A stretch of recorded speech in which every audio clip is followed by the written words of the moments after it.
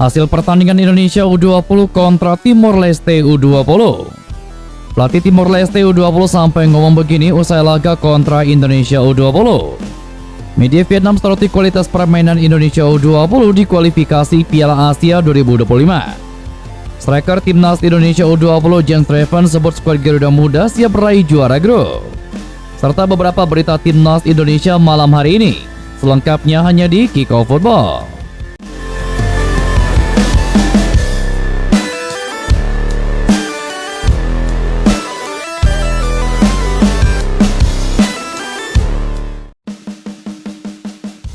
Laga antara Timnas Indonesia U20 kontra Timor Leste U20 baru saja usai. Dalam laga yang berjalan di Stadion Madia GBK itu, kedua negara tampil all out demi meraih poin sempurna di laga kedua kualifikasi Piala Asia U20 2025. Bermain sebagai tim tuan rumah, skuad asuhan Indra Syafri tampil lebih dominan pada laga kali ini. Sementara skuad asuhan Gopal Krishnan bermain lebih bertahan. Dalam pertandingan tadi, Indra Syafri langsung menurunkan 11 pemain terbaiknya untuk menghadapi anak asuh dari Gopal. Pada line up yang diturunkan oleh Indra Syafri tadi, Mesal dimainkan sejak menit awal pertandingan. Di posisi kiper, Indra Syafri memainkan Al-Ghifari. Di posisi belakang, Indra Syafri memainkan Mesal, Kadek Agung, Buffon, dan juga Iqbal. Di posisi tengah, Indra Syafri menurunkan nama Tony, Aditya, dan Doni Tri Pamungkas. Kemudian di posisi depan, Indra Syafri memainkan Aliansyah, Afrizal, dan juga Jens Reven. Jalannya babak pertama, skuad Garuda langsung tampil menggila sejak menit awal pertandingan. Secara kualitas permainan, skuad Garuda Muda memang berada di atas skuad Timor Leste. Timnas Indonesia U20 hampir sepenuhnya menguasai jalannya pertandingan ini. Terbukti beberapa kali skuad Garuda mendapatkan peluang emas di depan kotak penalti Timor Leste. Skuad asuhan Gopal terlebih bermain bertahan menghadapi skuad Garuda Muda. Pada laga kali ini lagi-lagi Jens Reven menjadi mimpi buruk bagi para lawannya. Kekompakan dari lini pertahanan skuad Timor Leste juga sangat merepotkan skuad Garuda Muda. Memasuki menit ke-10, anak asuh Indra Syafri sejatinya mendapatkan banyak sekali peluang emas di depan area pertahanan Timor Leste. Namun sekali lagi penyelesaian kurang klinis membuat gol tidak kunjung hadir. Jens Reven seakan-akan berada di mana-mana. Striker Garuda Muda ini selalu merepotkan lini belakang Timor Leste. Skuad Indonesia U20 akhirnya berhasil membuka keunggulan pada menit ke-13 lewat aksi dari Jens Reven. Skuad Garuda memimpin 1-0. 2 menit kemudian, skuad Garuda kembali mencetak gol lewat aksi Afrizal. Lini serang skuad Garuda semakin menggila dengan 2 gol yang diciptakan hanya dalam 16 menit permainan. Namun, hingga babak pertama usai tidak ada gol tambahan tercipta. Skuad Garuda Muda unggul 2-0 atas Timor Leste. Hasil pertandingan bisa kalian lihat di thumbnail dan juga di deskripsi dalam video ini. Usai pertandingan tadi, pelatih Timor Leste Gopal Krishnan langsung memberikan komentar mengejutkan ini. Sebelumnya, pelatih Timor Leste U20 Gopal bersikap realistis terkait laga melawan Timnas Indonesia U20 dalam kualifikasi Piala Asia U20 2025. Pertandingan tadi yang berlangsung di Stadion Madia. Pada laga pertama, Timor Leste taluk 1-3 dari Yaman, sedangkan Indonesia menang 4-0 atas Maladewa.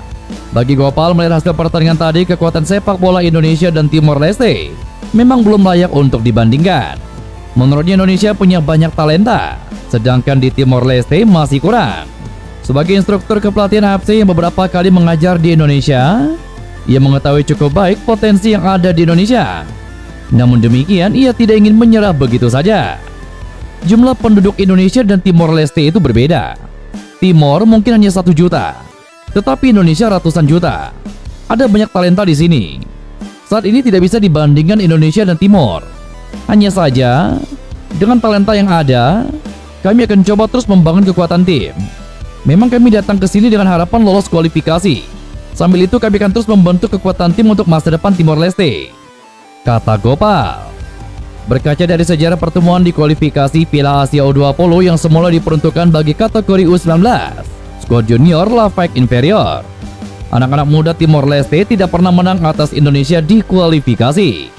Melihat kualitas permainan skuad Garuda Muda tadi, Gopal mengatakan perbedaan jelas terlihat dari kedua tim. Permainan skuad Garuda Muda ini, kata Gopal, memang sesuai prediksinya dari awal. Dikatakan Gopal, anak asuh Indra Syafri bermain menekan sejak awal pertandingan. Anak asuhnya pun tidak banyak berbuat apa-apa pada laga kali ini. Selain bermain lebih ke dalam dengan sesekali memanfaatkan serangan balik yang dianggap sang pelatih masih belum optimal. Terlebih memang Gopal menilai jam terbang pemain timnas Indonesia muda ini sudah jauh di atas pemain Timor Leste. Jadi boleh dibilang pertandingan tadi terlihat jomplang. Gopal menilai skuad Garuda Muda dihuni pemain berkelas.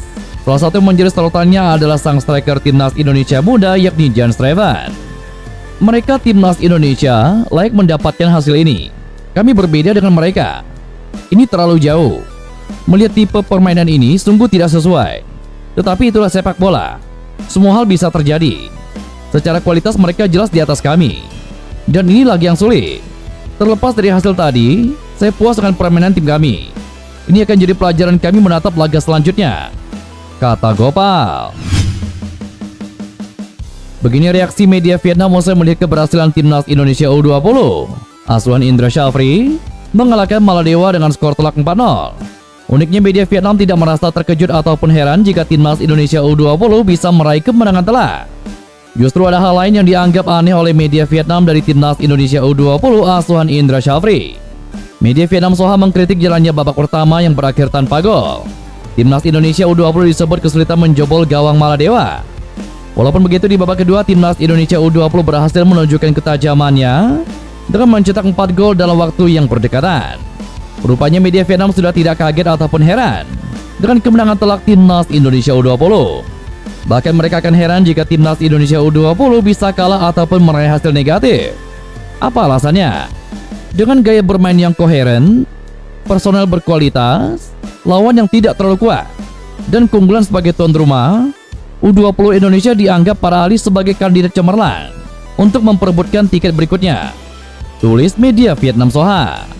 Menurut media Vietnam, timnas Indonesia U20 memiliki banyak keunggulan, termasuk bermain sebagai tuan rumah, sehingga tidak heran jika mampu meraih kemenangan telak dan lolos dari fase grup. Penyerang timnas Indonesia U20 Jan Strevan menegaskan Garuda Nusantara harus finish sebagai juara grup pada babak kualifikasi Piala Asia U20 2025. Hal itu diungkapkan bomber berusia 18 tahun tersebut usai membawa timnas Indonesia U20 meraih kemenangan perdana grup F melawan Maladewa U20. Sebagai informasi, menjadi juara grup akan membawa timnas Indonesia U20 dan 15 tim lainnya yang terdiri dari 9 juara grup, 5 runner-up terbaik, dan tuan rumah Cina melaju ke putaran final Piala Asia U20 2025 pada tanggal 6 sampai tanggal 23 Februari tahun depan. Karenanya Jan Strevan menegaskan timnas Indonesia U20 wajib untuk menjadi juara grup F agar bisa lolos otomatis ke Cina. Jika kami ingin lolos ke Cina di Februari, kita harus menjadi peringkat pertama di grup. Saya pikir itu penting bagi kita untuk fokus ke pertandingan, kata Jan Strevan. Pelatih timnas Indonesia Sintayong tengah memfokuskan persiapan timnya untuk merebut kemenangan dalam laga ketiga. Seperti diketahui, Sintayong berhasil membuat timnas Indonesia menorehkan poin sebanyak 2 poin pada 2 laga pertama.